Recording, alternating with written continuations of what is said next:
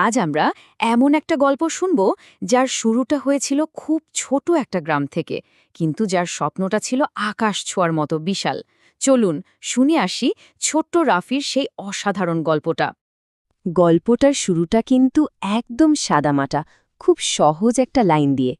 একটি ছোট গ্রামে ছিল এক বড় স্বপ্ন। এই একটা লাইনের মধ্যেই যেন পুরো গল্পের গভীরতাটা লুকিয়ে আছে। আর এই স্বপ্নের কেন্দ্রবিন্দুতে আছে রাফি, মাত্র ৯ বছরের একটা ছোট্ট ছেলে। ওর চারপাশের জগৎটা খুব শান্ত, একটা সাধারণ গ্রাম। কিন্তু ওর স্বপ্ন, পাইলট হওয়ার স্বপ্ন। ভাবা যায়, একদিকে শান্ত ছোট্ট একটা গ্রাম, আর অন্যদিকে এত বিশাল একটা স্বপ্ন। কি দারুণ একটা বৈপরীত্য, তাই না? তাহলে চলুন দেখি এই স্বপ্নের শুরুটা ঠিক কোথায়।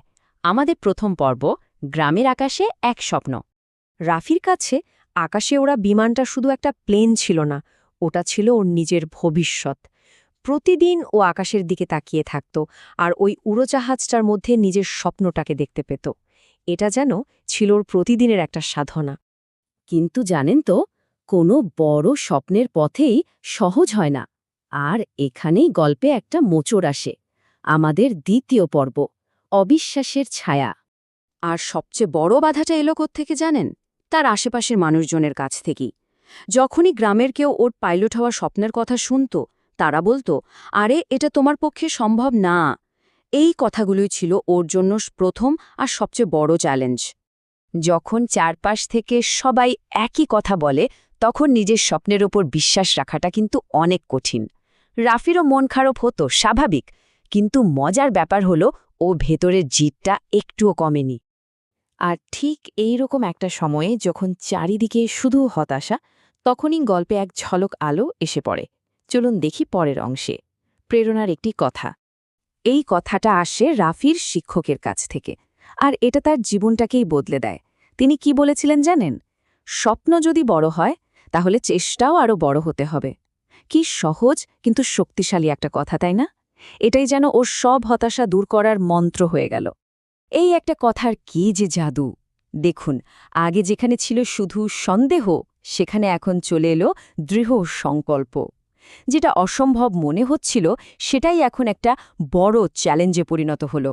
আর দুঃখ বা মন খারাপের জায়গাটা নিয়ে নিল নতুন করে কাজে মনোযোগ দেওয়ার ইচ্ছা। শুধু অনুপ্রেরণা দিয়ে তো আর কাজ হয় না, তাই না? স্বপ্ন পূরণের জন্য কাজে নামতে হয়। আর রাফি ঠিক সেটাই করল। আমাদের এই পর্বের নাম প্রতিদিনের ছোট্ট চেষ্টা। ও কিন্তু ওর স্বপ্নটাকে একটা রুটিনের মধ্যে নিয়ে এসছিল। দেখুন কি কি করত। একদম ভোরে উঠে পড়তে বসা, যখন সবাই ঘুমিয়ে। ২. স্কুলে খুব মন দিয়ে ক্লাস করা, যেন একটা কথাও মিস না হয়। আর ৩. যখনই সময় পেত, বইয়ের পাতায় প্লেনের ছবি আঁকত, স্বপ্নটাকে বাঁচিয়ে রাখত। এই ছোট ছোট অভ্যাসগুলোই কিন্তু ওর বড় স্বপ্নের ভিত করে দিচ্ছিল। তো এত যে খাটল, এত যে চেষ্টা করল, তার ফল কি হল? চলুন গল্পের সবচেয়ে উত্তেজনার অংশে যাই।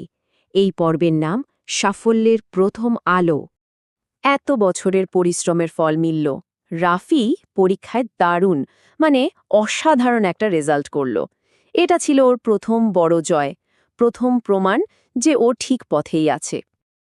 আর গ্রামের সেই লোকেরা, তারা তো অবাক। যা তারা অসম্ভব বলে উড়িয়ে দিয়েছিল, সেটাই তাদের চোখের সামনে ঘটছিল। রাফির এই সাফল্য তাদের সব অবিশ্বাসকে যেন চুপ করিয়ে দিল। আসলে এই গল্পটা তো শুধু রাফির একার নয়। এই গল্পের মধ্যে আমাদের সবার জন্য কিছু শেখার আছে। চলুন দেখি সেই পথের দিকে, স্বপ্ন সত্যি করার পথ। তাহলে এই পুরো গল্পটা থেকে আমরা কি শিখলাম? প্রথমত, কোনো স্বপ্নই আসলে ছোট বা বড় নয়, স্বপ্ন স্বপ্নই। দ্বিতীয়ত, প্রতিদিনের ছোট ছোট চেষ্টাই কিন্তু সাফল্যের আসল চাবিকাঠি। আর সবশেষে, নিজের উপর বিশ্বাস আর তার সাথে কঠিন পরিশ্রম, এই দুটো মিলে গেলে কোনো কিছুই আর অসম্ভব থাকে না।